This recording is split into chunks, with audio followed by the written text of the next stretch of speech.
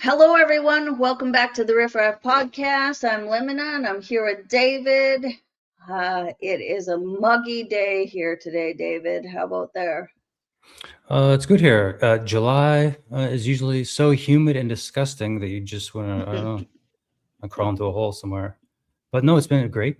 We're halfway through July. Well, it's the 8th. No, we're just into it. But no, man, it's been awesome. And I loathe July as a gardener, as somebody who spends a lot of time outside, farmer, because it's Yeah, that bad here on the East Coast of this yeah. insane humidity. But anyway, Hmm. doing great. Good. Well, at Yeah. least you're still out gardening and keeping with. I almost lost my gardens this week. As you know, we had golf ball size hail that came in at a slant. I was out camping. I got home just in time to cover my gardens, which I say to everybody, hoop all your gardens so you can cover them for whatever reason, frost or hail. And Yeah. I got my chickens in because I was seeing people where the wind had picked up and thrown their small coops and their tractors, and the poultry got killed. So I didn't lose anything. So I'm so thankful. Yep, the Maritimes. No, not I'm in the Maritimes. You're on the prairies. That's where you get all the. Mm. Well, there was a tornado there, like in Manitoba, I think, right around the time that you said you got all that hail. So, yeah, There's tornadoes here all the time. Yeah. yeah, And most not of them here. are fairly, I wouldn't say benign, but smaller, and they touch down for a minute and go back up. Although it has been different. We have had fatalities, but yeah. We got hurricane season here in Nova Scotia. Well, every big hurricane you hear about on the news that hits, Cuba and the Dominican and Yeah. Florida, we always get those because they roll right up the eastern seaboard and bam, Mm. they nail us. But usually they're Mhm. small remnants, but not always. Sometimes they pick up Mhm. strength, actually. Mhm. Yeah. The wind is changed. People talk about precipitation changes and weather changes, but talking to the neighbors here, the one thing that they've really noted is the wind has really changed. This has become a very windy place where you can't have a greenhouse or anything unless it's dug in. So that's interesting. Yeah. Pretty good here. Good Yeah, climate. good. Nova Scotia is nice. In the middle. Little winter, little summer, little spring, little Yeah. fall, bit of everything. It's not like Mm, intense like the northern mm, parts of Alberta and stuff, where it's just mm, winter and summer, really, isn't it? Kind of. mm. Um, so Anyway, So, so we've been talking for a while about art, right? And I saw James Corbett just put something out on art too, and that sparked our idea. So we've been trying to get some guests to talk about art, but either the artist is like shy and just wants to be left alone, because there's a couple of really wonderful artists that have done visual arts around uh, the convoy and what have you. And I want to give out a shout out to Hake Oja. That's probably pronounced wrong. HAKO-OJA. She's done some beautiful watercolors around the blockades and specific to the prairies, but she also does nature. She's shy. And then there's just other people that are too busy. And you and I have talked about how guests are hard to get on. But hearing this and the amount we talk about, particularly music, because you and I are old time like skateboarder punk rocks. So really our conversation started like this, David. Is punk dead? yeah. Well, we're gonna get there. But like we're talking about art, as you said, and Dissent. Yep. So you're talking Yep. about an artist who does beautiful watercolors, but during the Freedom Convoy, she paints also the trucks and stuff like that. I guess stuff that went down. Okay, well Yeah. that's cool. That's cool because that's important to put place in the mind of the listener right now because that's going to be a through line: art and dissent. Important to just lay that out. Art and revolution. That too. We're going to Yep. talk about a little bit about history. This isn't this amateur hour, people, but I did research. We're going to talk about art, Yep. a little history, the fucking Berlin Wall. We'll talk about that a little bit even. But punk music, I guess, it's art, is dissident Yep. art. Mm-hmm. Yeah, is punk dead? Well, that's the question. And I was thinking, what is punk? Also, to kind of throw it back at you, like Oh. we know, I think people know this. It started what? In the late 60s, early 70s. The Ramones Yeah. in New York Yeah. City. The Sex Pistols in London. We get it. Yeah. Mm-hmm. It was happening and it spread all over. Well, I have some notes and I'll refer to them here and there. But in general, what's Do you punk? think What's punk to you? Yeah, what do you think about it? Well, for me originally, so I started listening to like even just the Violent Femmes and things like that in the late 80s. I really liked Suicidal Tendencies. I really liked DRI. I still listen to that stuff. I'm not even kidding. I literally listen to that shit like currently. All that stuff still. Yeah. Anyway. Yeah. And then I even got into like hard metal, like Tool and whatever. They've been around for a long time. Slayer. Ministry, Skinny nice. Puppy, all of that, you know, Sex Pistols and all of that, right? So it's sure. It's interesting to me at that time that it was really counterculture. It was really that idea of don't go buy new clothes, go to the secondhand store, don't do what you're told. And you and I have talked probably ad nauseum about how big of an influence Henry Rollins has also been in our lives, who was the frontman of Black Flag and has now become more of a speaker, which is amazing. He's a good speaker too. And yeah, and a great worker, and was even counterculture in the punk rock counterculture, being that he was not a drinker and not a junkie and really took care of himself. Like you'll never go back and find an article saying that Henry Rollins got drunk and their band trashed a hotel room. Yeah. That'll never happen. You'll never see that. Yeah. They were more often getting beaten up by the police in Los Angeles. He tells a lot of stories about that. Because the punks were hated and reviled during the more of the stuffy 1950s, 1960s coming out of that. I guess the hippies also were sort of a kind of like that, but very easily subverted because of the acid and everything. I mean, they lost track, I think. Because of the drugs and then the whole free sex part and there was a lot of things that got co-opted there, right? I think so. But I mean, again, you see the long-haired hippies getting beaten by the police at anti-war. Anti-war is a big part of punk music too. Huge. And I think it was illegal to wear military clothing, like camouflage and all that. At one time, there was some weird minor stipulation, and I heard that so the punks would wear it and rip it all up. Firstly, because they weren't allowed to, so we're going to do it. And then also, fuck war. Punks and anarchists see eye to eye. In fact, they're about the same thing in many ways. So for me, it was because the Army surplus store was cheap.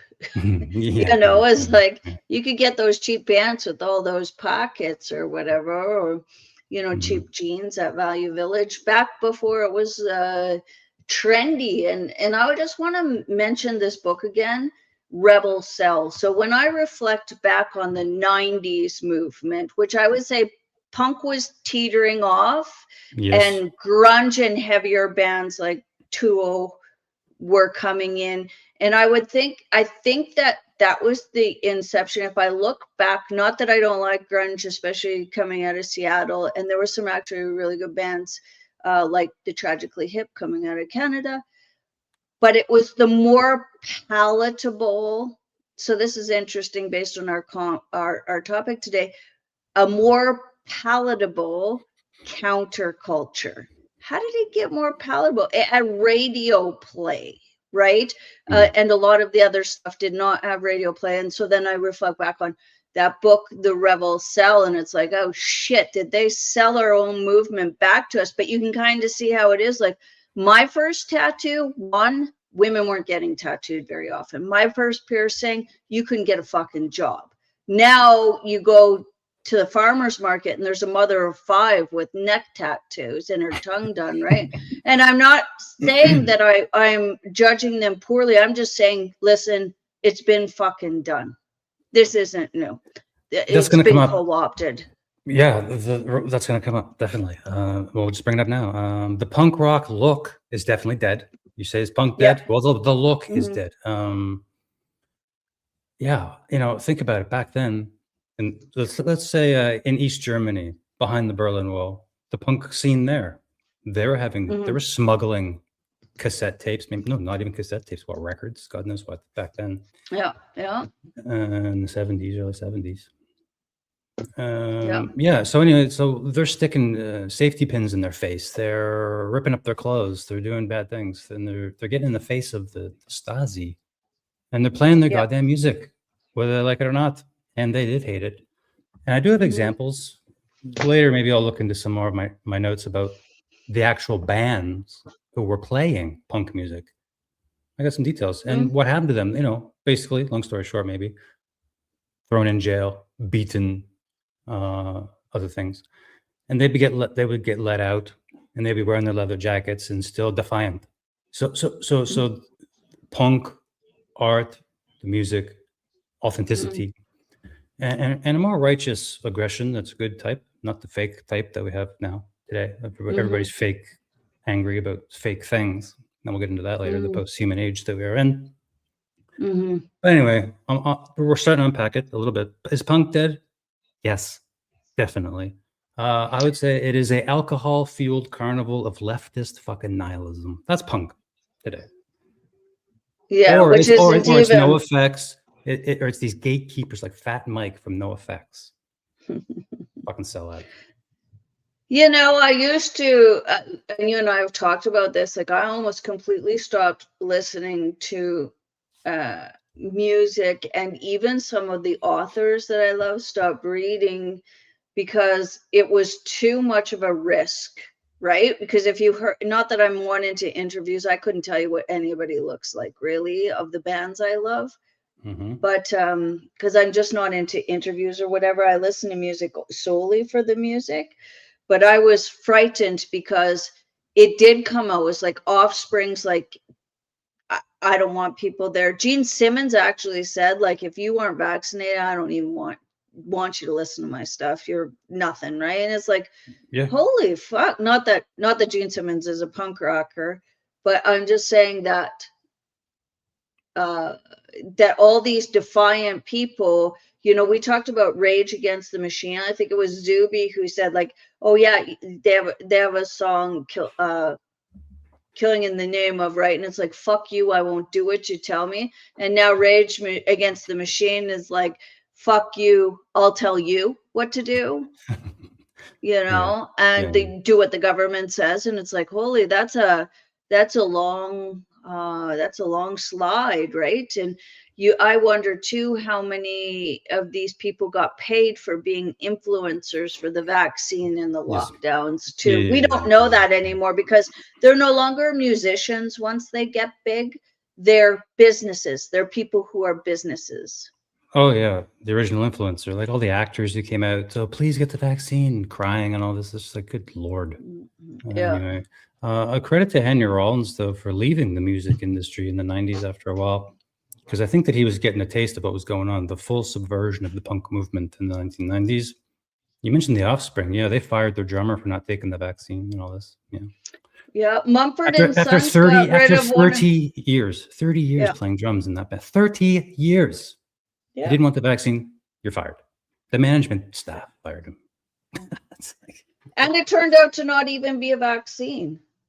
yeah, it doesn't even protect you for anything. My wife didn't work for 2 And it years doesn't protect because of those. contagion. So it did Yeah. sort of nothing. I mean, I guess you could uh, make a case, possibly with the numbers, that somebody that was older than 65 or younger with 3 comorbidities, it probably extended their life, maybe made it. But for kids, the risk far outweighed the risk of the actual disease. So, you know, yeah. Mm. So that we really have gotten into the music part. Henry Rollins is still a favorite of both of ours. I don't agree with everything he says, but Yeah, I me agree neither. that he's counterculture in counterculture. Like, maybe this is what I think now is, I'm not looking for counterculture because that's been bought and sold, right? And Mhm, one of the mhm. things is of that, the subheader of that book, The Rebel Cell, is can culture actually be jammed? And I think the idea is no. And there used to be, even for marketing, things called cool hunters, especially in the 90s. That's how grunge got co-opted, right? Where Gap started putting out ripped jeans, and then you'd start seeing people wear the track suits that black people wore in certain parts of New York or whatever. They would go out into these minority or marginalized groups, and then they would fucking steal fashion and music and ideas and art, and then package it up and put it out on the Gap or Guess, or they would put it out in a movie or what have you. Like, you remember the 90s, all the rising up black people, the somebody comes in, you watch somebody rise up, and it's like, yeah, that happens all the time. I don't know why you're making a movie. Well, you made a movie because your cool hunters went out. I mean, it's the same shit we're seeing with the LGBTQ stuff. Is like, if you think Hollywood gives a fuck about anybody in the minority, they're just marketing something back to you, right? Same Well, with those are the ones who stole the look, the green hair, the mohawk, the safety pin in the cheek, the whatever, the ripped up clothes, the bad tattoos. Sure, that's punk right. stuff. But not that. But those, what are they dissenting about? And that's going to come up again and again, I think, in here, because here's the thing: the Riff Raft podcast is a metaphor. It's not a real raft; it's a pretend raft for a system that is sinking and just a waste of fucking time. So we're building a raft, building skills. We talk about farming and gardening and other shit and getting off the mental health system. And today we're thinking about how dissent could work in such a time as this. And anyway, so I think that the fake, there's a lot of fake rage and fake dissent. Like, where's the real dissent? We could talk about dissent. Yeah. Anyway, we're unpacking more and more. This could be a two-parter. There's a lot really going on with this topic today. And well, so we kind of talked in here too about like what happens when they co-opt it, so what happens when you have a big peace movement and then the CIA adds a bunch of drugs to it, right? What happens when, like we've looked at that, what happens when we soften sort of the counterculture into, say, lightweight palatable grunge to sell records, or we go into African American communities and we steal their fashion and then make millions off of it? What happens then? And there's even more insidious ones. Like, there is definitely records showing that the CIA would pay African American musicians to go sing in kind of what's it called, when they destabilize in other countries.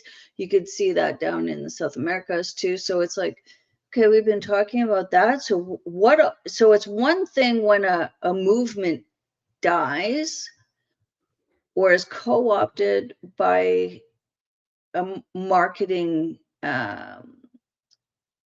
behemoth. But what happens when governments co-opt the arts? Co-opt the sort of not even just the dissent, but all of it, right? And you sent me this like really placid looking Soviet picture. So why don't you get into that for me? Yeah. Okay.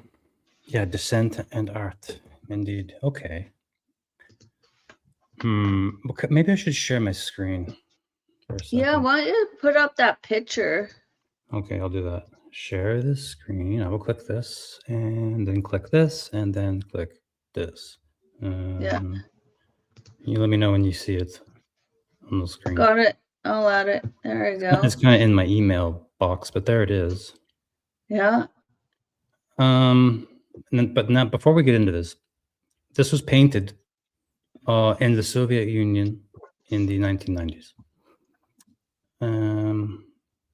The only art, we'll use painting. The only art that was allowed under Stalin and others was what's called Soviet socialist realism. Sorry, socialist realism. Okay, now I'm going to share just a Wikipedia tab here. Share this.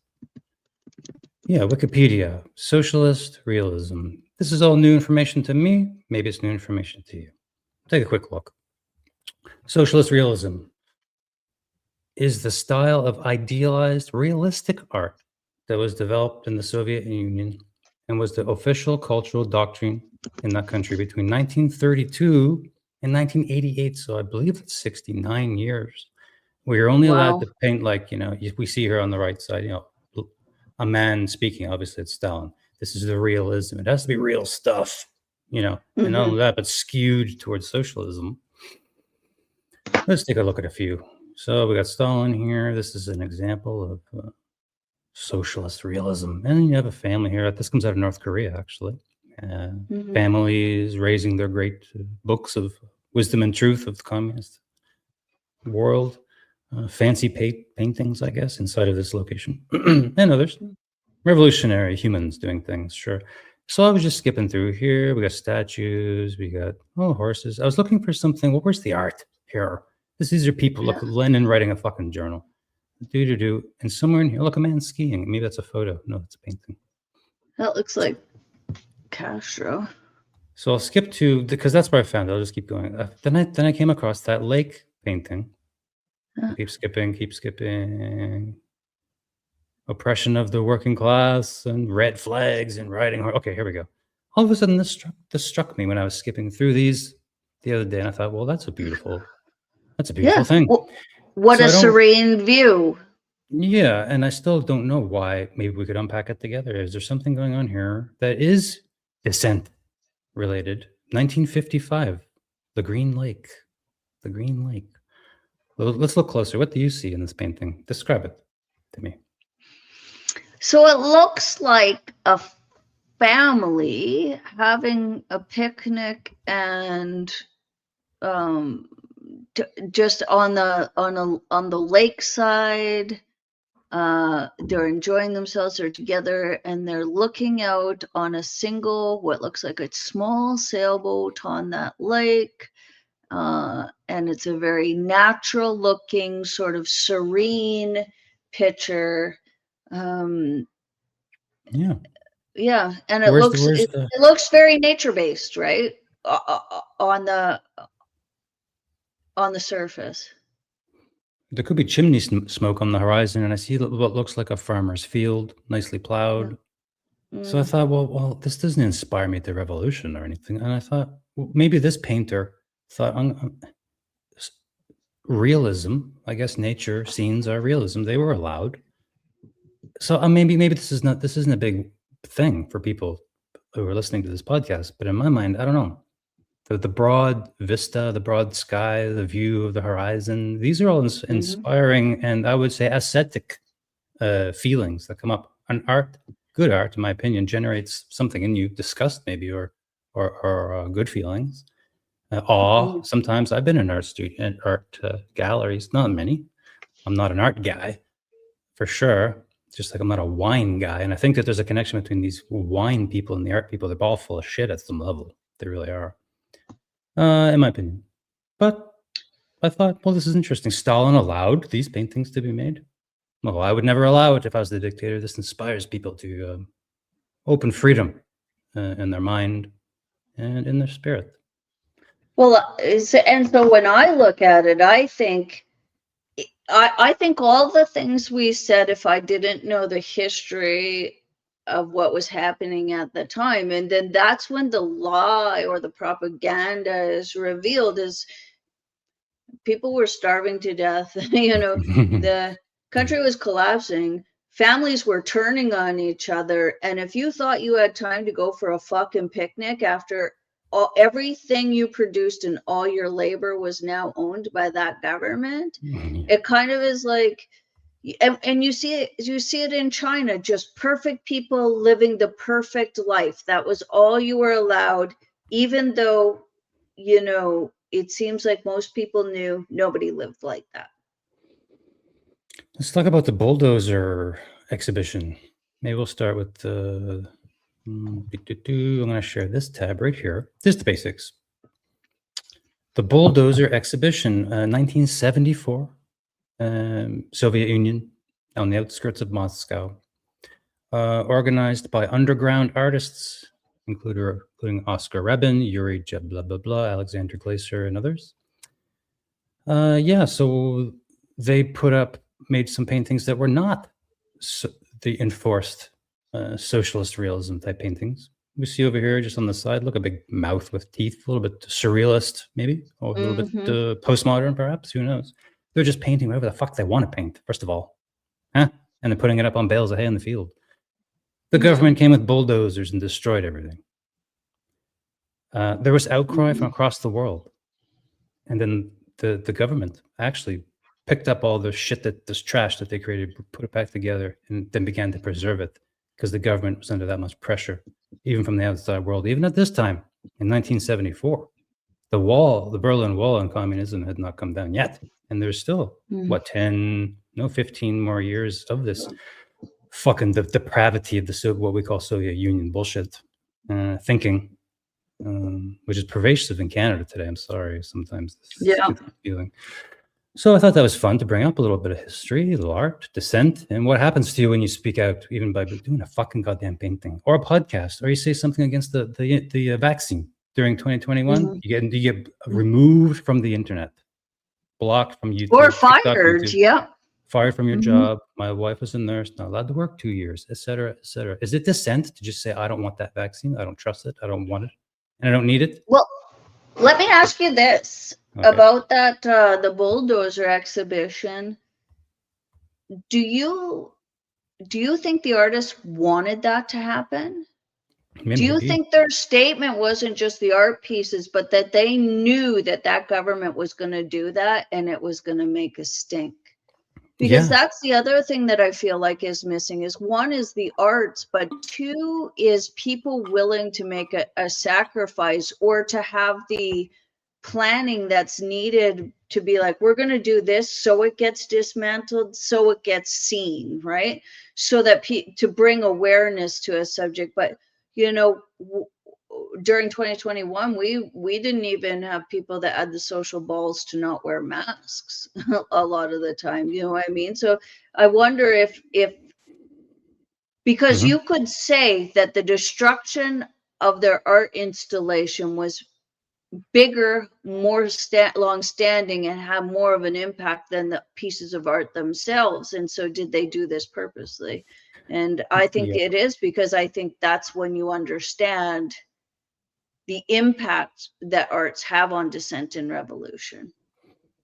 Yeah, for sure, man. They're doing abstract expressionism, I guess, in some regard. I'm just showing some of the artists who were there that day, famous in their country, I guess.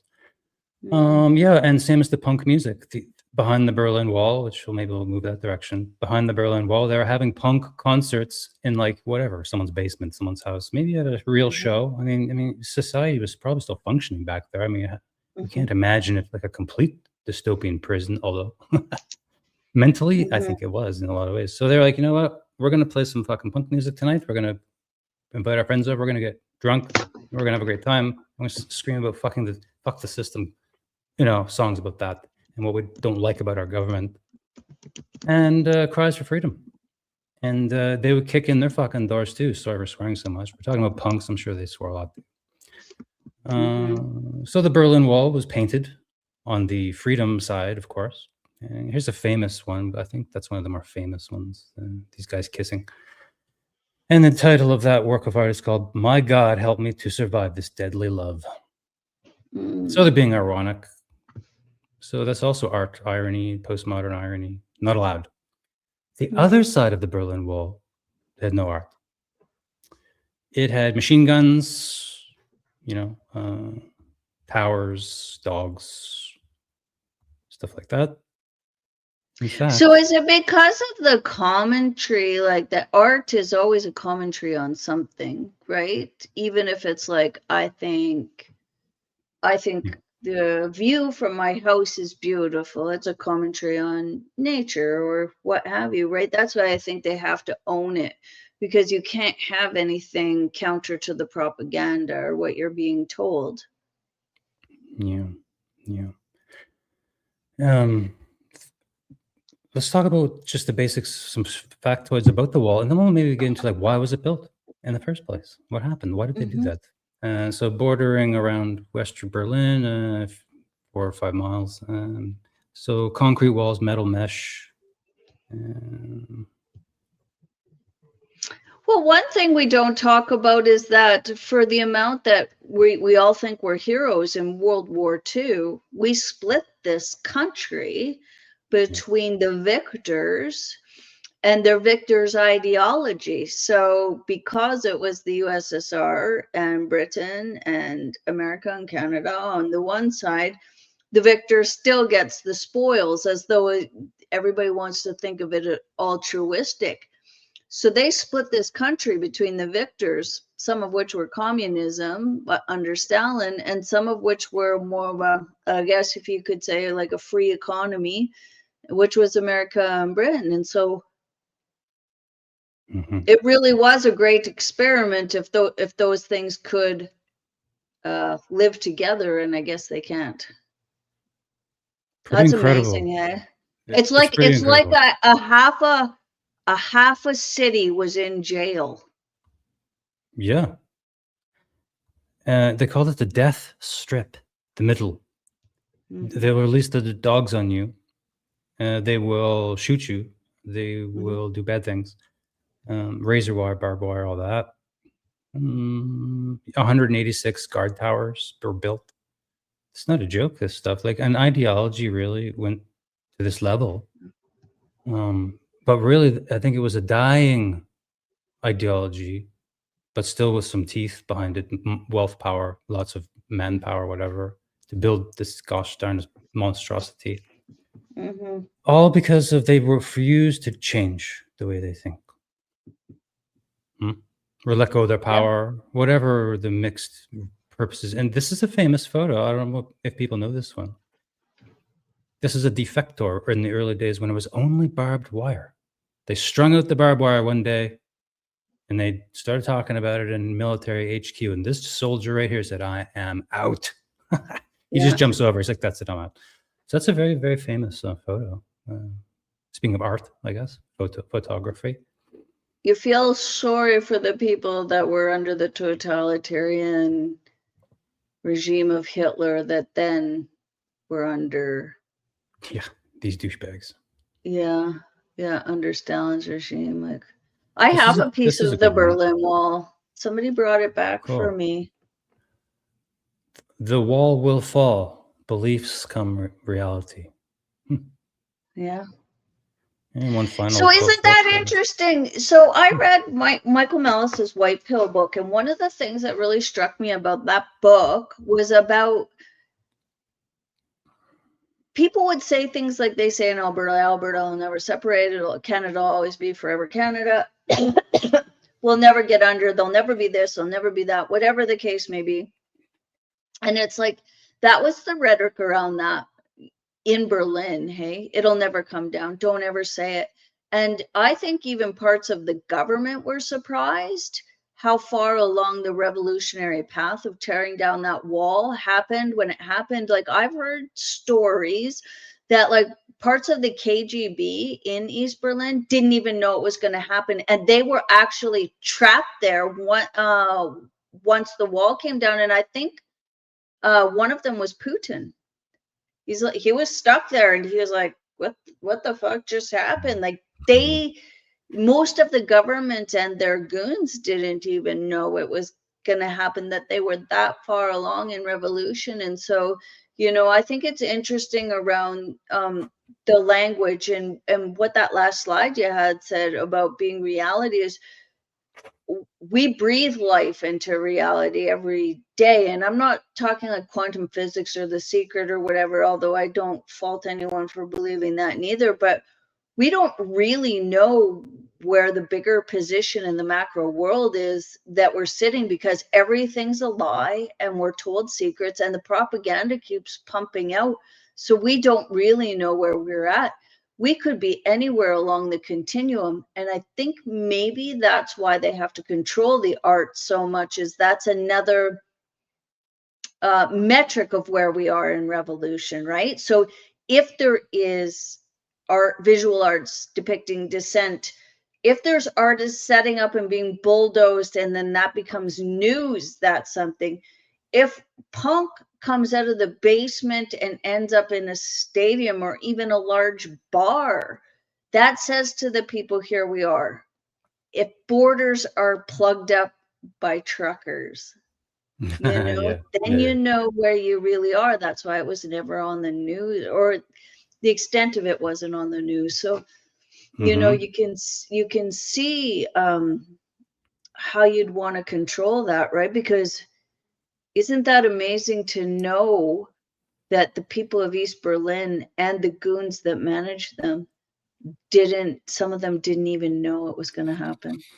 Yeah, the true believers, it's like the people screaming about climate change in the Canadian Parliament. Like those people are fanatics that believe that human beings are responsible for all of whatever. Climate's maybe changing. I don't know. I can't tell, and I don't see anything changing. It's just like whatever.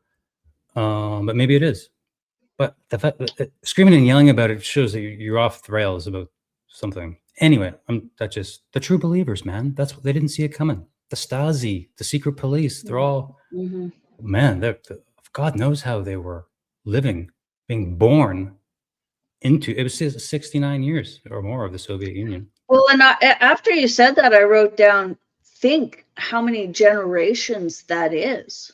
Yeah, That's 3. generations and generations and generations of that idea and that Yeah, thought and that grayness, right? Because grayness. really, Yeah, equity and communism, it's not just that they raise up other people, whether that's true or not, but man. they also bring down others, right? So you can see also a lack of innovation and creation, a lack of accountability, and a lack of merit. It's not a merit-based system, right? Yeah, Gilbert McGinnis, who was on my other podcast one time, a couple times. He was in Prague, I think, during in the 80s, during the fall of communism. He tells quite a story, but after being there and seeing just the local people, he said that they were just ashen in color, their skin. They were hunched. Mm. They were like after 20 years of really oppressive communism. I think they only had about 20 there where he was Czechoslovakia, maybe. Yeah, maybe I'm getting something off. But after decades of communism there, the people even looked, I don't know, wraith like Beaten, done. Yep. beaten. Beaten Mm. and done. Part of that is probably nutrition. You think about, again, going Stress. back to World War II, where we, liberated the camps, and we talk about how many Jewish people were killed, but 25 million people were starved to death by our Yeah, allies, the other good guys we split that country true. with, and we forget that there's not a Holocaust, there's many, many of them. Um, and none takes away from the other, but during that time, the starvation was amazing. And one of the other things that came out in Michael Malice's book to me is that after a while you only have so many enemies, and you can see that happening now where they start to eat each other. It's not okay. Now nobody owns anything. The state owns everything, including your labor, right? um, that if you even have 1 pound of grain left over, you're uppity, we have to take that. But in the end, too, to the indigenous people, they even were like, oh, you're reindeer herders? Well, you're bougie. We're taking your fucking reindeer. Yeah. It's just amazing to me how a system like that becomes they start eating their own, right? That's what the Gulag Archipelago is also about, is right? It's like you're on their side right until they need somebody else to blame, right? And then you're not. And I wonder if it's even about communism or socialism or even capitalism, because we can see it in our societies now too, is shit floats and eventually all the power congeals at the top, and we don't have it in any system, I think. Yeah, I got to say something about breaking the fear barrier because, like, the artists in the field, the punks having their shows when they're not allowed to, and the Freedom Convoy and other things. People go out Mhm. there, they get beaten up, and they know they're going to get beaten up, but they do it anyway Mhm. because, and this is interesting. There's a book all about the punk rock revolution behind the Berlin Wall and actually how it contributed greatly to it because these people were specifically breaking the fear barrier constantly. Mm. So I'll just read this thing here. The most significant contribution of the punk scene was demonstrating that resistance was possible and survivable. Throughout the 1980s, punks were subjected to severe repression by the Stasi secret police, including beatings, imprisonment, and forced conscription into, into the army. They banished Alexander Solzhenitsyn for his art. They called it samizdat, or secret writing. They would write counter-revolutionary or freedom material underground, disseminate it, and he was kicked out of the country. And right before he left, he wrote that famous thing, "Live not by lies." So you're breaking the fear barrier. You're breaking the spell of the lies, which are so thick in today's world. It's just like, guys, where the fuck is the dissent? What are we dissenting against again? What? There's no more gender? It's just like, I'm confused. So I think that today's Berlin Wall, maybe I'm rambling, but I think it all pertains to the show today. But this metaphor of the raft, the metaphor of the wall, now we're talking. If there's a Berlin Wall today up, it would be something in our mind, right? Or something technological, right? I mean, I don't know. This digital brain people have now, like, it's hard to read a book. It's hard to relax, sometimes, I think. It's hard to think. And the left-right paradigm still, it almost like it is this still, again, like, oh, the conservatives, the Republicans, oh, they're all racist, white supremacists. Then it's like, oh, those communists, liberals, Democrats, they're just all gay and blah, blah, blah. It's just like, I don't care about either of those. What about the guy who doesn't give a shit? How about the guy who just says, just don't touch me and don't touch my stuff? I'm an anarchist. I don't give I don't care about your fake arguments. I got real problems. Like, I don't want your poison food. I don't want your poison ideas. So I don't know. Maybe this is the Berlin Wall too. But like, you're gonna let this system that we live in, modern Western civilization, poison you spiritually and physically? No, absolutely not. Well, there's a rant for you, I guess, on that topic. Yeah, no, I really think what you're saying is important. And then, so, two things. I like how you're talking about punk in Berlin and behind the lines. And I'm sure that was happening in China. It's just because the culture and language is so different. It's hard for me to find or relate to that. But I don't know if you ever listened to that Winds of Change podcast about how the Winds of Change song by the Scorpions was sponsored by the CIA to sort of increase that revolution and hope for the fall of the Soviet Union. And there is some ideas around that they might have done that because that song, which was so weird for that band to put out, because this is a metal band that put out this fucking ballad about change, became the rallying cry for the fall of the communist regime, right? So it's interesting to me to kind of understand that, or even let my mind grow through it. And so then I think too, how can we make sure that these dissenting voices or destabilizations come from the people, that it's actually the art is propelled by the people and not some sort of technique from the alphabet agencies? Because that's one of the things they definitely did in the South Americas to destabilize is, and I don't think it was just like the CIA in the United States. I think there's many countries that do that, go in and destabilize. I think there's some evidence that China's trying to destabilize through addiction, like flooding with opiates and what have you. So how do we know that? And I guess, how does this relate to the raft, right? Like, I mean, you can see how it's been arts have been an important part. We can clearly see how the arts can be co-opted by the government and corporations. And that's my big thing with the LBGT and the sort of indigenous movement is, you really think they give a fuck about you? They don't give a shit. They're using you. They're using you either for marketing so they can put out a rainbow pair of shoes, or they've got their flag on there. Like, I can tell you honestly, Shoppers Drug Mart in my 54 years has never asked me who I sleep with or what my genitals are before I went in the store. And it still continues to not, even after the flag's been put in there.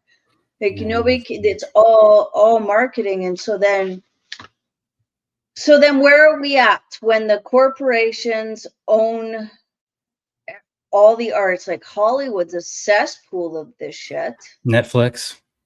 I was thinking Yeah. about Netflix a lot too. Oh my god, they're brutal with the propaganda. Mm-hmm. And Hollywood and Yep. all that. The movies. Because when I was thinking about that too, as art, like the theater is probably very artful to be there.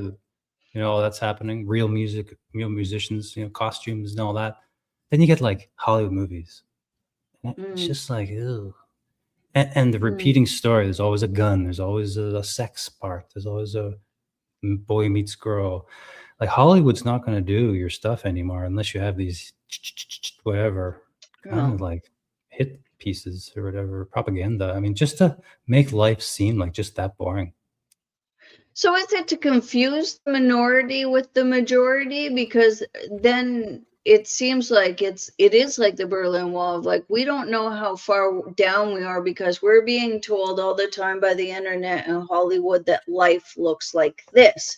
Life looks like that every neighbor is a gay male couple that have just adopted a Chinese child, where the dad has decided that he would like to have different types of sex, and the mom is going to her career, and they're definitely an interracial couple, who's working only for the government in things that fulfill their soul, like it is Mm. interest that's all the template, right? But when you look around the where I am, that's not how it's living out. One, nobody really gives a shit about interracial couples, that it's such a big thing that they're being used to market. I think that went away in the 90s.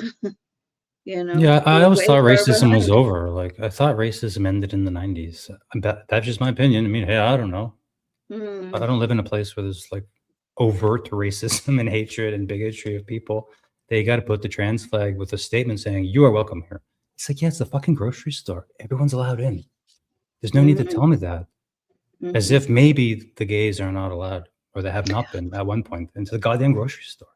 And in fact, every store in the whole land now, except the except for if gays are you're welcome. unvaccinated or not wearing a mask, then you're Right. not welcome. So I just Gays, think yes. all we've seen Unvaccinated, is no. mhm, Yeah, all okay, I we've get it. seen is a shift, right?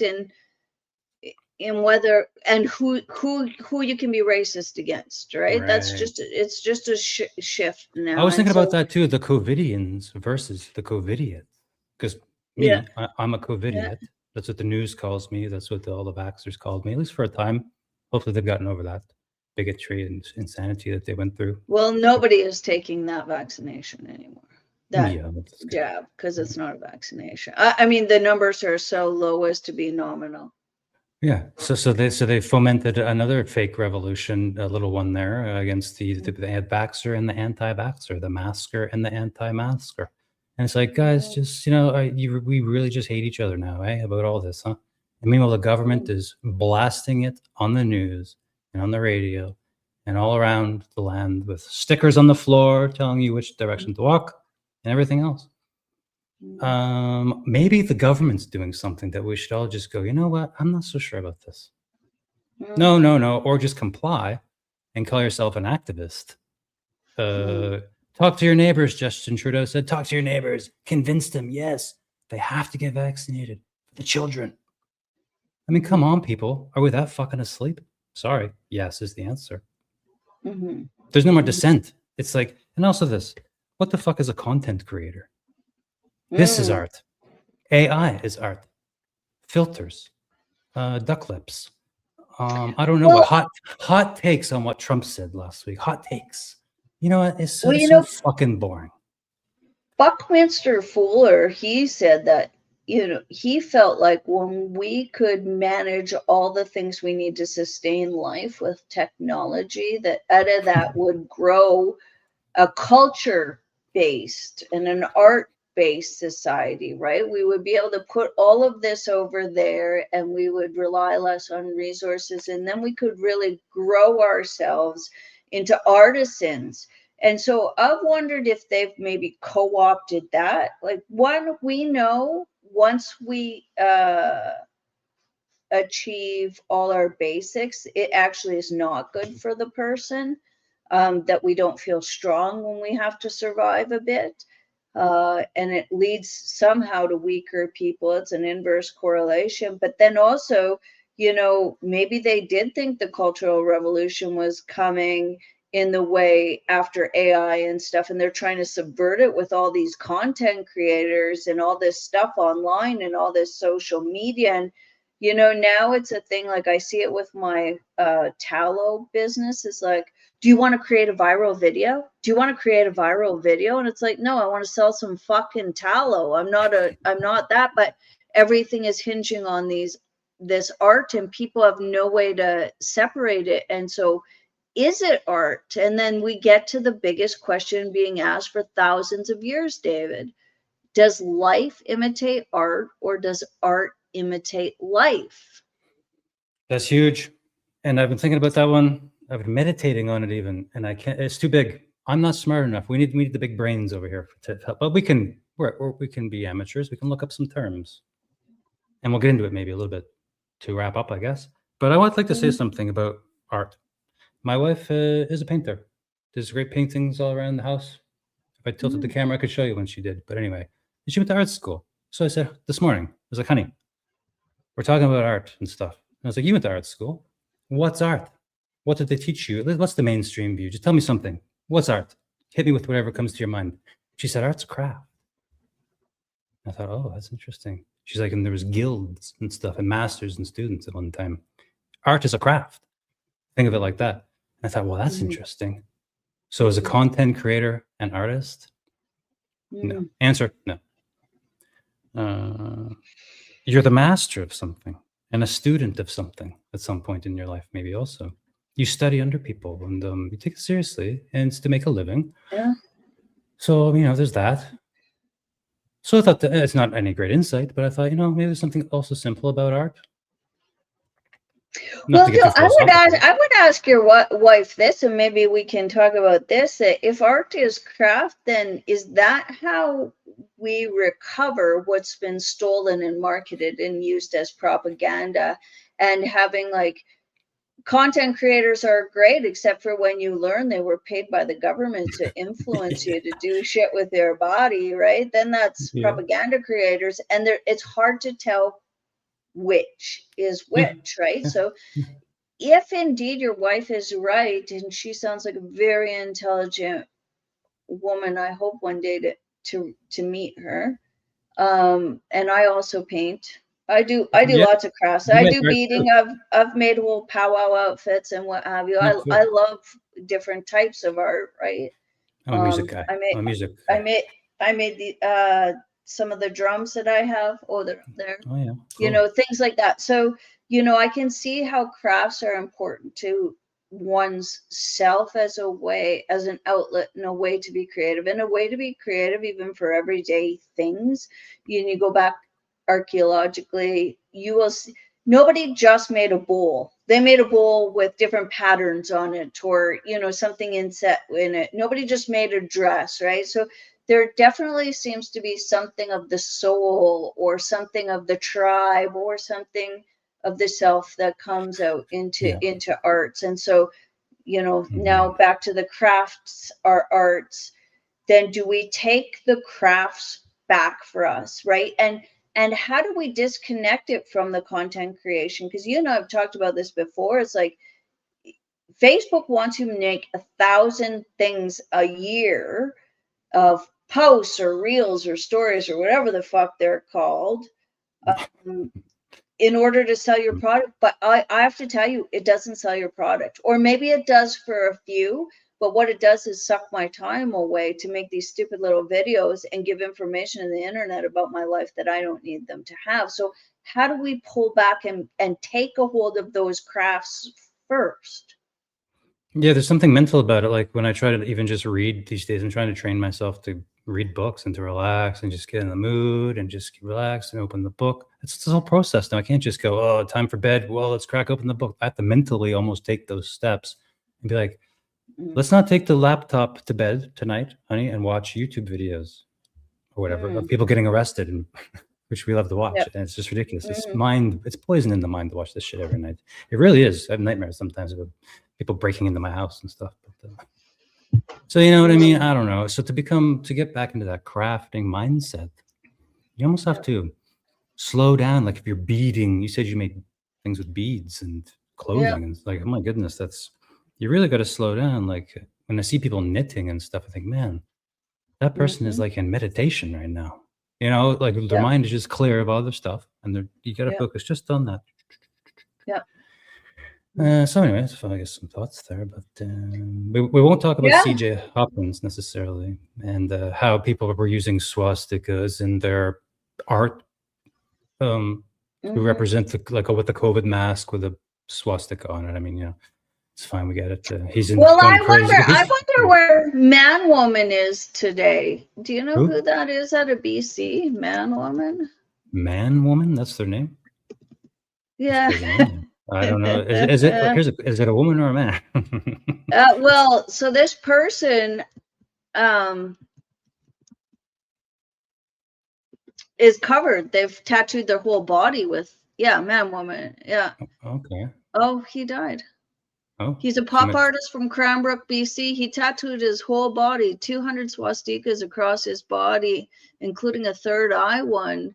And he authored a book called The Gentle Swastika, documenting, and this is true, the positive historic symbol within people, particularly like some First Nations people, because it was like that. It was that movement of the four and into the seasons and what have you, right? Oh yes, I know a lot about Yeah. this.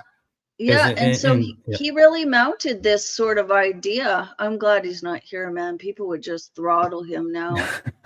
So were his tattoos of the swastika the reverse, the old one before it was a swastika, like the peace sign, the peace sign at one time, kind of, basically. More He complex had than all different types of ones. People okay. can look him up, and it's Either way, I guess it's yeah, okay. it was kind of interesting because the swastika actually does predate the Germans didn't make that up. Like all good things, and like what we're talking about here, they co-opted a piece of art that was involved in people's crafts and a symbol of historical people from a long time ago. Oh yeah, yeah. That's the occult black magic. Speaking of the arts, there's also dark arts Yeah. of Hitler and these occultists. They were real psychos, actually, dabbling in very dark things. So they use these symbols, of course, of power. Actually, I was in a Tibetan monastery, not in Tibet, the one in BC, but as a Tibetan, whatever. Huge swastikas everywhere, big gold swastikas. As soon as you walk in, of course, they're the reverse because that means something in Buddhism too. That shit. Just that things were cyclical. Sure, the 4 seasons, whatever, but it means like all kinds. It means everything is seasonal. Everything is cyclical. Birth, It moves. Shifts, old age, death. You shit. Yeah, you eat your shit. Yeah. Everything. Yeah. So Hitler, I guess, what was he thinking by using that symbol? Did you, like switching that around to invert? It started off as a good luck symbol. It started off as a symbol of, like, there could be symbols of the sun. It was used in a lot of different places throughout history. And like when I quickly look it up, it said as old as 10,000 years ago. There you go. Yeah, he's trying to bring back the old Aryan. There's some weird Aryan thing, like the Upanishads. Anyway, this is way beyond my knowledge. I don't know, because there are First Nations that also have that symbol. So, and even if it goes the other way, maybe our brain just says it now. So it's hard to, but it is a good indication of how, you'd see. So when we're talking about where that symbol was a part of the arts of the people. So it would show up on pots and ceramics and stitched into clothes and done with beads or what have you. So it's like when you take your idea of your wife who's said that crafts are art, so they've taken this craft and then the government co-opted it. That's what the Germans I think she was did. thinking like art at one time was more of a craft, maybe less of a craft today because everybody's an artist now or whatever. Well, for fine arts, which is a funny thing, is just money laundering. Oh, I know fine art. Don't get me started. I could throw a can of soup at the wall. And, some guy taped a banana to a wall, no joke, in an art gallery, and some guy who made an app, and he's multimillionaire because he made an app. This kid, 20 years old, he purchased that banana on the wall for $3 million. Yeah. So. And Okay. And Yeah. yet we somehow recognize, when those stupid fucking girls went through the can of soup on that I know, Mona priceless Lisa. art. Yeah, Mona Lisa. It's like what we somehow recognize that certain things are beautiful and historical and need to be preserved. So then you also get to the other part of art is why are they tearing down older pieces of art too? Like, to me, that's also where it comes in. Do you know who the Lost Freakies are? No. Well, you should look them up. I'm just going to drop it here because I've done some research on them and they are very interesting. But they're a group of punk rockers from Cuba who gave themselves HIV. Oh, Jesus.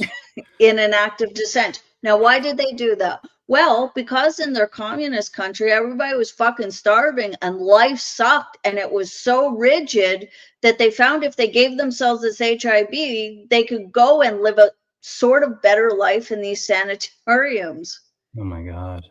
I know. That's how they bad didn't things live could get, long. That's how bad things could get. Like, I Soviet think the last Union one, and starving and all this fucking oppression. You see this shit that happens? where you think having HIV and being in a sanatorium is better Is than better. the world Yeah. around you. Of course. And is that, so it's very interesting to me whether them doing that was like life art or art life or Right, back to that question. Art mimics life. Yeah. Mhm.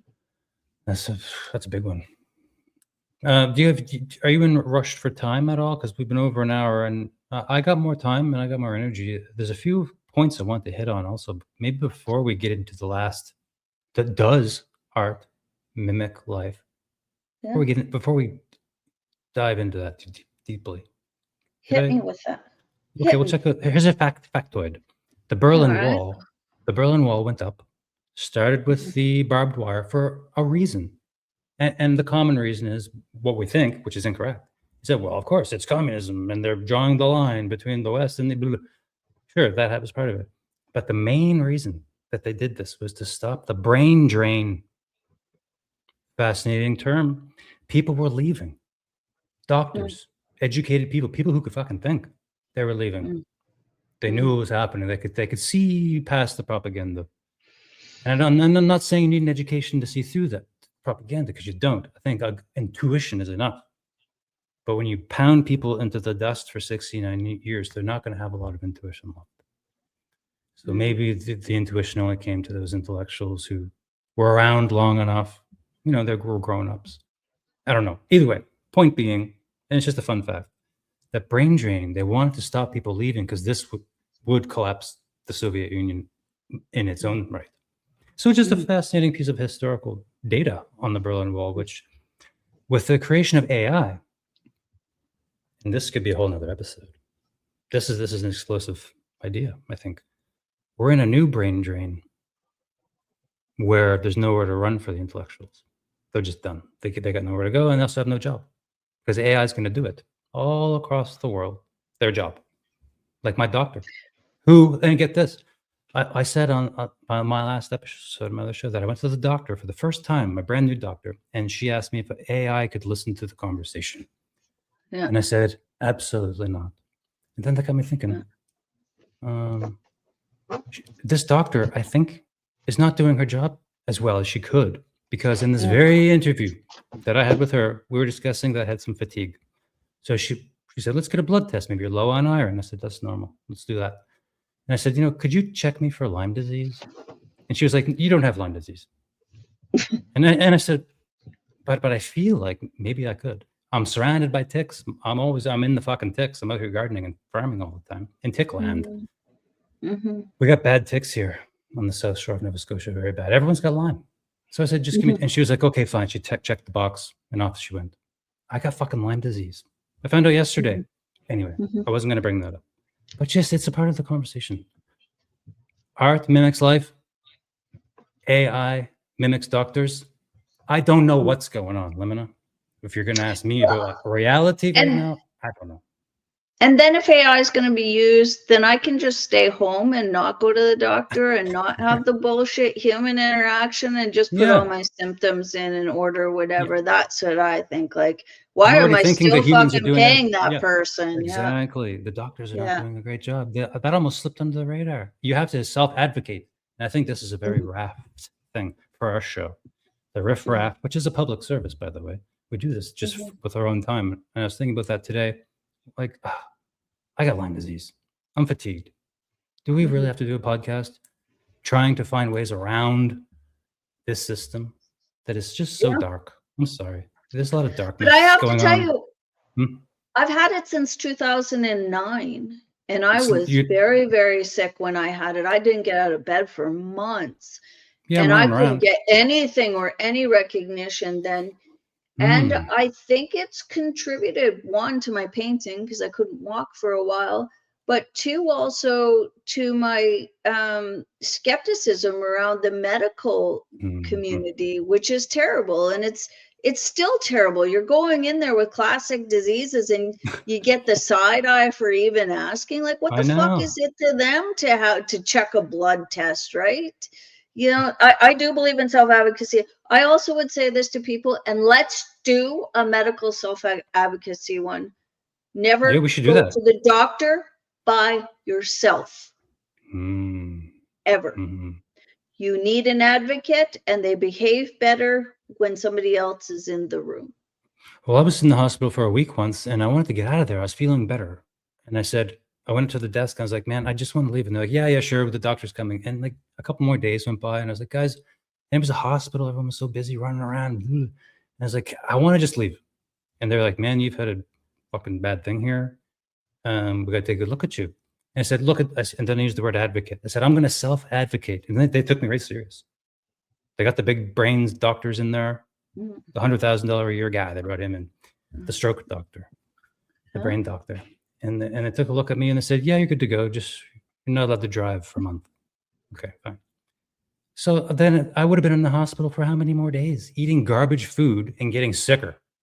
That food was making me sick just to be in the hospital. I mean, like, for God's sake, what's going on?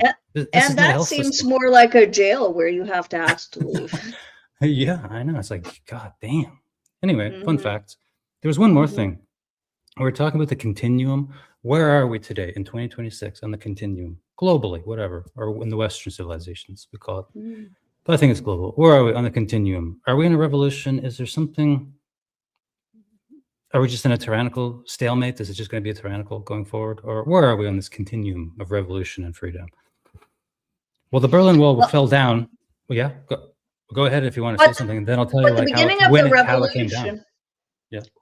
But that was the end, right? Yeah. So there was the precursing to that. There was a whole bunch of things that went on that we can analyze now and say, oh, that was the beginning of the revolution. That's any revolution, right?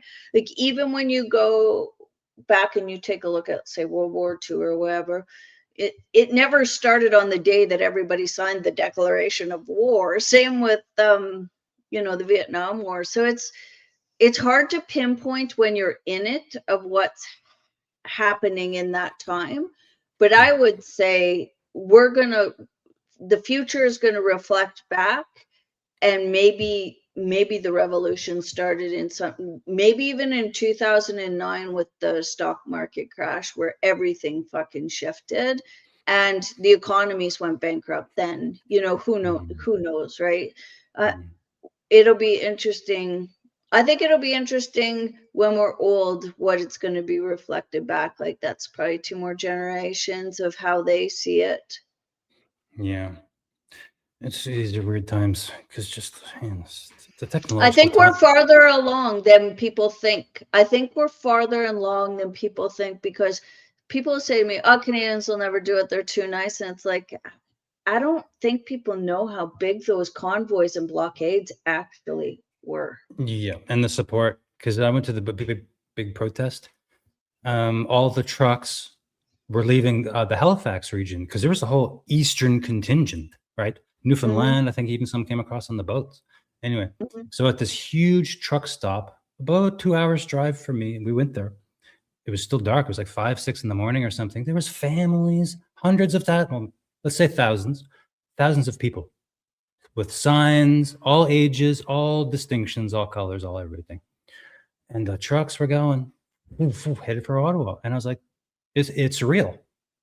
This is Mm. what they call populism. It's all different types. It's not just people with green fucking hair and COVID masks, even though it's July 2026. The pandemic is long on the gone. They're still wearing their masks. They're still running around, 5, 6 of them with green hair, with some kind of pretend revolution against a pretend oppression, against, I'm sorry, a pretend group of people called trans that are not real. There's no such thing as me now becoming a woman just because I'm going to say it. Mm. So this is a lot of fakery and a lot of bullshit. Did I have a point to that? I don't know. Well, I wonder, so I think there probably are people that are struggling, as particularly now with how much plastics have really screwed up our hormonal system, that are Right. probably confused. And I think there's always been people who live in both sides of that continuum between the masculine and feminine. So I'm not willing to say that it's not real, but I'm willing to say it's not this. I would say non-binary is more questionable to me. Sure, trans, I get it. Mm. I mean, cross-dressing, Mhm. transvestite. That's always I know those always been terms. around. Yeah. Men that Yeah. dress like women and act like and pretend they're women. I Or get the it. other way around. Or the other way Yeah. around, sure. Okay, fine. I'm But not a bigot. I I'm not don't a think. bigot. It's just I question this biological bullshit. Biology is Mm, real. That's the problem.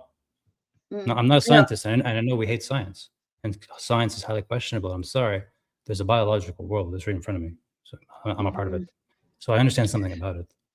Well, and are we doing a lot of those people any good with the amount of detransitioners now, especially ones that were detransitioned in their or transition in their teen years? The idea would be no, but I guess it comes back to, I think people need a certain amount of things to fight against, and maybe the one thing that Buckminster Fuller didn't calculate is that when we have everything provided for ourselves, we will do and make up things that make us feel strong, Yeah. and we will create and fool ourselves into a war or a revolution that needs to happen. There's no doubt in my mind that the other side, whatever that is also feeling like that they're involved in a revolution on the other side. I think that's the biggest indicator of how entrenched both sides are in the ideology, that we are probably farther along than we Yeah. think. Hopefully something's cooking. I feel like a weird stalemate that just history and time is just moving forward at a very algorithmic pace, if that's what or very managed, very highly Mhm. managed, because the AI and the algorithms and like Elon Musk and his town square of public debate that he calls Twitter X. What a bunch of bullshit. Town square and all this and the online communities. I'm not so sure about any of this. They're just Mhm. watching us. That's all this is. Um, Well, it comes back to the idea that it's got to be a grassroots, like grassroots growing your own food, grassroots, like having real life in person relationships, making art yourself, making music, going back to supporting it by reading books, going back and supporting it by buying things from artisans at the farmers market. yeah. Doing things like that, I think, is super, super important, and probably the only way to make sure that art is art and not some sort of propaganda or Hmm. um, even something that's being marketed to you. Yeah. Yeah. I hate to sound like a bigot sometimes, especially on the internet, but I'm really not. I get it. 14-year-old girls are very impressionable and they're propagandized at school by their Yeah. teachers and by their staff. I get it. Also at elementary schools all over my town here, flying those Mhm. flags, flying free in the breeze. So the curriculum is offering this to people, and people are very confused about their sexuality when they're 14. Totally. So here is where I have great concern. In fact, disgust, not for the people, for the ideology and where Yeah. it comes from. The United Nations. Sorry, that's where it comes from. Okay, let's talk about the Berlin Wall. One more factoid. So Okay. there's a lot of pressure against the Berlin Wall, right? People want it to come down. They're freaking out, and punk Mm-hmm. music is going. The artists are getting bulldozed. The things are getting intense. Well, Mm-hmm. how the hell did it come down? What was the straw that broke the camel's back of this fucking Berlin Wall? It's a big deal. There's a press conference one night, and there's a great video of it. Anyone go check it out. It's in German, of course. It's the new leader of East Berlin, the new communist leader, just come to power. He's having a live press conference. And there's been some rumor and some development in their society of passports, where East Berliners, the people stuck, were going to get little passports with a stamp, and they could go finally visit their granny or their children who they haven't seen in 50 years. You know what I'm saying? So there's like, yeah, okay, cool. People are loving it. There's been some talk in the media and in the government about this great new passport that's going to come. People can get it. So at the end of the press conference, an Italian journalist steps up. He says, "Sir, what's up with the passports? When are they coming? People want to know." And he shuffles around papers. It's this famous thing, and you can see him. He's shuffling around his papers. He's like, Where's the question?" He didn't expect the question. He said, "Well," and he looks around. He's like, "Effective immediately." Question Dude. mark? And that night, the fucking wall came down. Yeah. Anybody can go check this out. It's just basic history, and I won't unpack it any farther, but it's pretty damn fascinating. Basically, they showed up in massive numbers, and they're like, "Where's my passport? I'm going Yeah. through. Open the gate." Yeah. And then the guys with machine guns and the dogs were under so much pressure, the gate actually opened. I don't know who unlocked it. Someone did. And that was it. Yeah. Boom, they went through, and they bashed the fucking thing to bits overnight. Like, are we there? I don't think so. I don't think that pressure is there yet, man.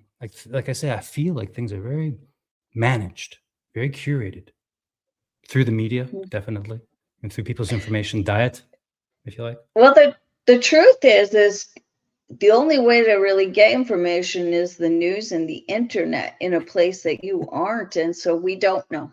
We still don't know. Yeah, we don't know. It's true. We Like the could be. Freedom We could Convoy be. was very unexpected. Eh? The Freedom Convoy, very unexpected. All of a sudden, boom! In 2 weeks, it was like from thought to action. It was like a week and a half. Boom! It was happening. Yeah. Even caught Justin Trudeau off guard. Called the military. Deal with it. Boom! So that's finished.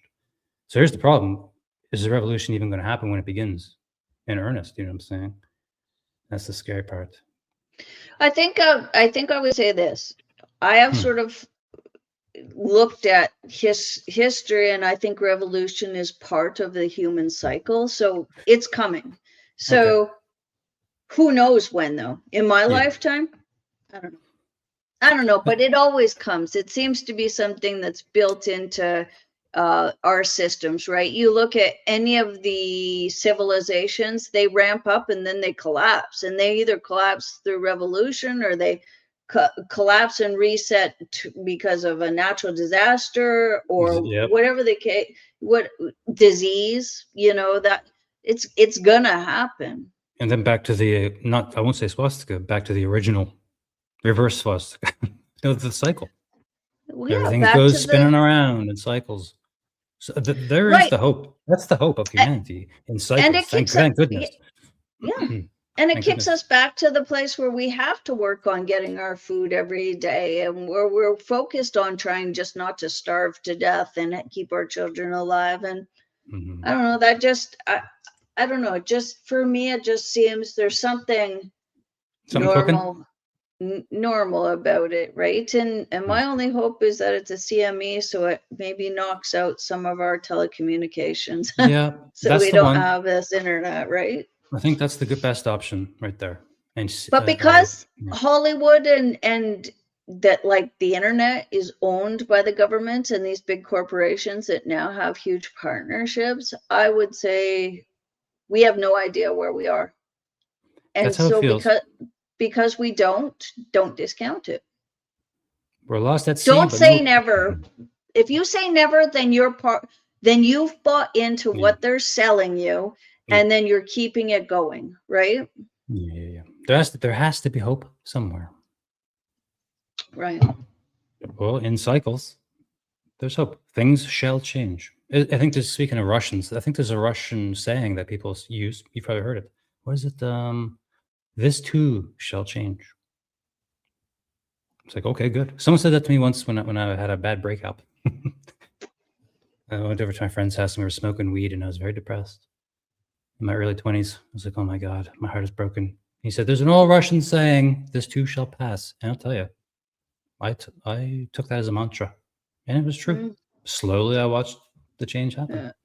What I used to say to my kids when they went through something is, this sucks right until it doesn't suck anymore.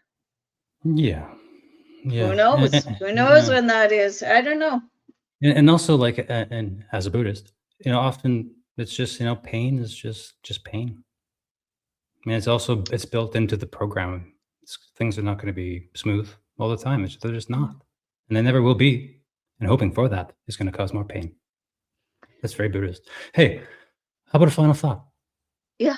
We mentioned James Corbett, and you said earlier that James Corbett and that episode he did about art and Dissent and kind of inspired what we're doing, and it did. Yeah. But we were planning this already, and then I noticed that James Corbett was talking about that. Yeah. That C.J. Hopkins book where he used the swastika and how he's being persecuted and all this over in Germany. Man, so that's sad. That just played into what we were already doing. So we didn't steal Corbett's stuff. We're mixing it in. We were already talking about it. So anyway, in the comments section on James Corbett's YouTube channel, where he had that discussion with the editor of that book by C.J. Hopkins, there was one comment, top of the list, and I'm going to tell you what it is. This could be a final thought. It said, imagine ruling the world and being so insecure that you're afraid of art.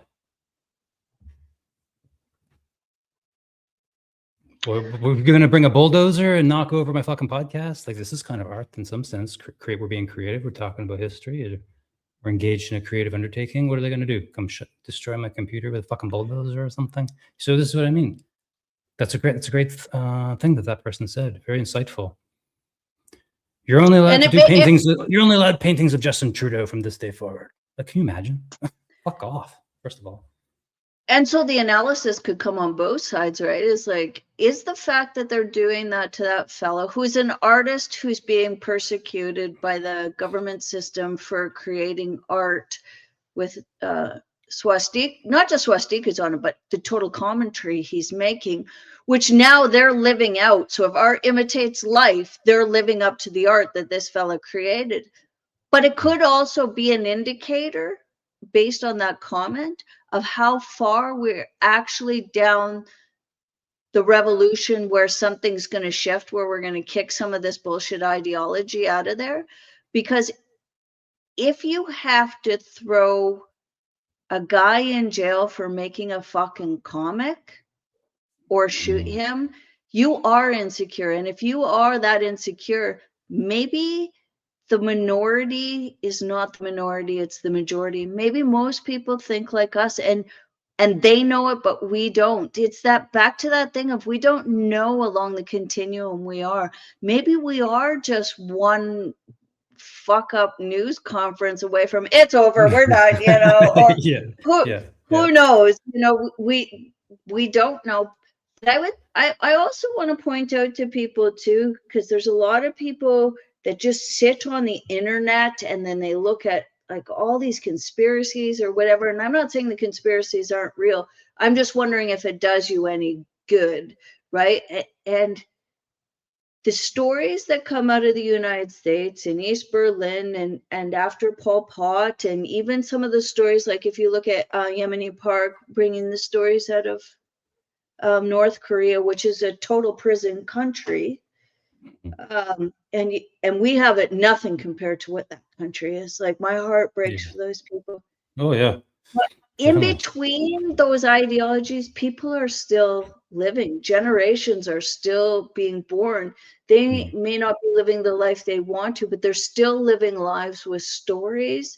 And that's important to remember, that if we are clearly in the cycles of human beings and the human condition, where clearly shit has risen to the powerful at the top, that bubble always bursts, right? The guillotine always comes out at some point. And so we have to remember that we need to live our lives in between those and care about the next 7 generations to come and do what we can to persevere and write the stories that are going to be read in the future. Mm-hmm. And Yeah. I think that's where the art lands. We should be artists and craftsmen, like your wife says, so that we can leave the art that we want the future to see, that says we were here, we lived, and this was our struggle. Yeah. I think that's good. I like that. I like what you said. I think Thank that's a you. good, maybe even a final thought. Hmm. Let's leave it there so I can go garden. I've got like 4 big baskets of greens I've got to process today and get in the I was freezer. hoping to use a different computer where I could actually pick it up. I have a camera on that's plugged in. It has a wire. I can't really carry all Hmm. this around. But I have another computer. Maybe next time I can just pick up the computer and we could go for a little garden walk on the show together. And I Yeah. could just Yep. pan around, just a quick, not a big thing, just because it's I, July. And tell you something. Although my health is a little bad, it's not horrible. It's a little bad, but I feel such abundance from gardening. Like we're 5 years in now. It is so beautiful. So many flowers, so many things that we started doing have really are coming to fruition. The soil is really great. We're figuring out how to deal with the certain pests and temperatures and the different things. And we're really in a bountiful place in this house. It is unbelievable how much like mint and stuff, like we're dehydrating shit all day long, harvesting so much food to eat. We're not spending any money on vegetables right now because we're in the kale. Kale is a major mm, vegetable in this house because the stems themselves is a great vegetable, all-purpose mhm, veg. mhm. And forget the other stuff, lettuce and everything else that's going on. Like, and the peas are coming in. We're harvesting and storing peas right now and eating them. So just to Mhm, say, like, maybe the world is on some dark continuum, maybe on a revolution for the better, maybe not. I mean, it's hard to know for sure these days. I think what is going on. I think only alien civilizations may understand where we are on our continuum right now as the mm, technological world really ramps up and begins to almost replace that good human, the mind that can slow down and do art. Oh, actually, in my notes before we go, in Japan, they've perfected arts and craft and living together in things like flower arrangement, the tea ceremony, where they very slowly boil the water and very slowly do things. Or they do mhm, calligraphy painting, like a swoosh of a black brush on a white canvas. And like these, then they do it very slowly when they paint like that. Very, very mhm, slowly. And they just write Japanese characters and words. And that came to my mind. And we didn't get into that, but there's something to that, man. Art and life mimicking each other. I think the Japanese are masters of mm. exactly this, for all the different things that they have incorporated into their cultural framework. I think a lot of historical people, I said I made power outfits, including my own. It's like that was part of everyday life where the art was taking. Even if you look at, the bows and arrows or a hatchet made or how you did your hair or the face paint you wore, in the Maasai, they say, is it Maasai? Mm, anyway, they scar their bodies. It's like, well, they made their bodies pieces of art, people that stretch your neck. It's like art is in the everyday life. I think fine arts is bullshit. It's just, It's money and I, laundering. I agree with yeah, I agree with your, and it's elitism at its worst, right? There's so Yeah, many yeah. beautiful artists you can just see at the farmers market and what they're doing. And I love going to the farmers market because that's where you see art in everyday life. It's like even if you don't like it, and I've seen some pretty weird pieces of art. Yeah, Um, yeah, yeah. eh, but you're thinking, man, who But good thought stuff. of that? Who Yeah. thought of that? Like just the idea that you thought about that.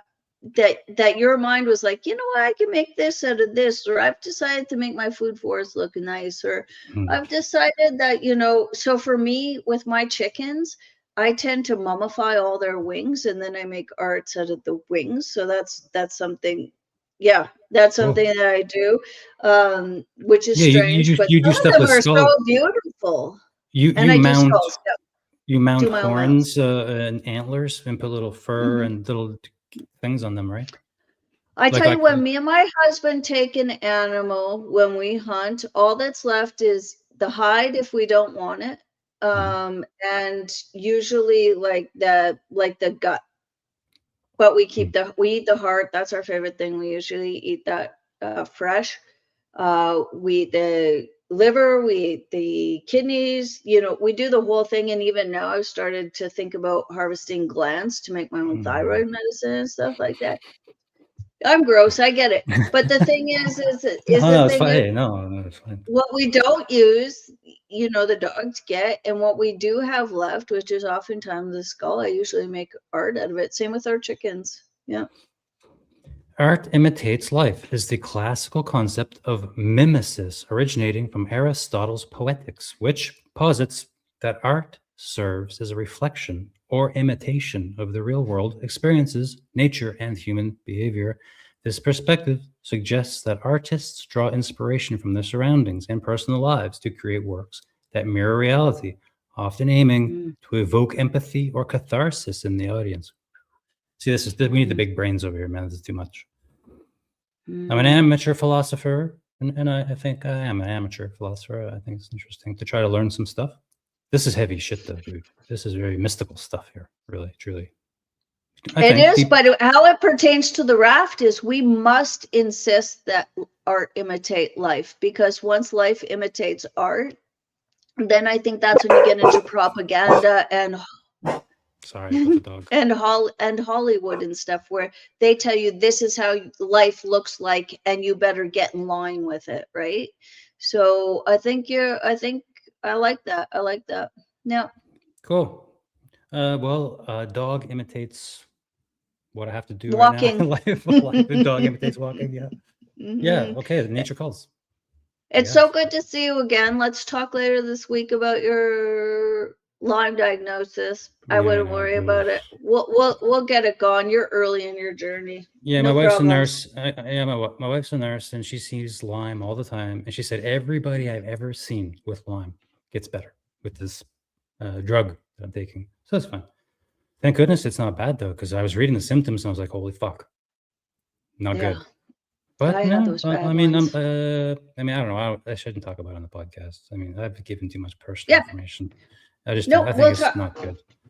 Yeah, we'll talk soon. I mean, I think that's the cool thing about having a human component is, there's people we've met that have done these things before that we can rely on. Absolutely. Yeah. And Lyme, it's really, it's a good thing to talk about in general. Ticks, they're really in the news a lot lately, and the New World Order releasing ticks and military, blah, blah, blah. And that's a horrible thought to think that, geez, did they get me with their genetically engineered bullshit military ticks? Is that what this is? I mean, I don't know. Come on, really? Is it? Discussion for another day, definitely. Yeah, don't get me into that. It was so good to see you. I hope everybody is inspired to do things in their life, whether it's write a journal, paint a picture, or support the artists at their own farmers market. This is something we must take back and we must own. And it's not for naught that the story of our lives will be left in these arts. Think for yourself, question authority. That's Tim Leary, that famous thing he said. I mean, it's not a famous thing. Anybody can say that. We get the idea. And I don't like Tim Leary. And that's another conversation for another day also. Speaking of subversion of revolutionary movements through drugging people. But I think it's good. Question authority. You have to always do that. My God. That's right. No, build your own life raft. Okay. Till next time. See you later. Take care, everyone. Bye-bye.